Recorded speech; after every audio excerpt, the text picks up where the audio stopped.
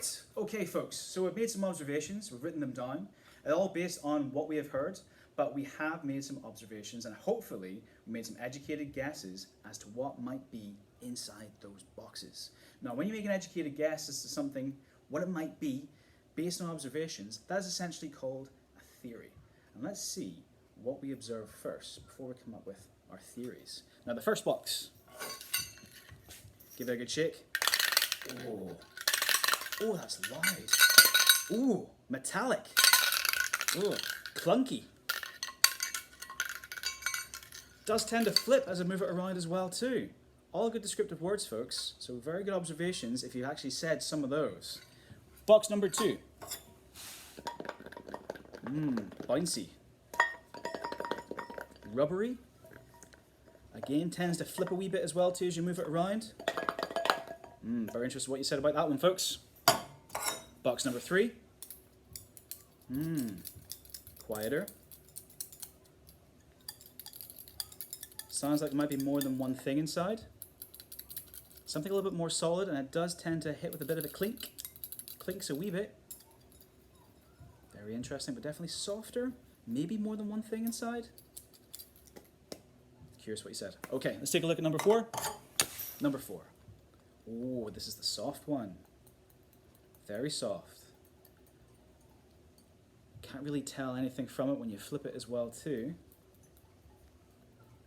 But very, very soft and very, very big by the feel of it as well too. You guys can't feel that, unfortunately, but I can. It does feel quite big, but also very soft. Number 5, here we go. Ooh. Definitely interesting. Can't really hear too much as you flip it. Definitely has a bit of more of a clink than the other one, number 3. And does feel like there might be more than one thing it might be inside too. And then finally, number 6. Again, pretty similar to number 5, but also feels like there might be more of it as well too. It does scratch a wee bit. Very scratchy as you do that. Flipping it, you can hear a little bit, but not very much. But definitely very scratchy. And definitely feels like there's more than one thing inside there as well too. Maybe quite a lot of small things perhaps. But only you guys will know what you've said. I won't know. But you also will have come up with your own theories as to what might be inside as well. So, the question is, do you want to know what's inside? You know what?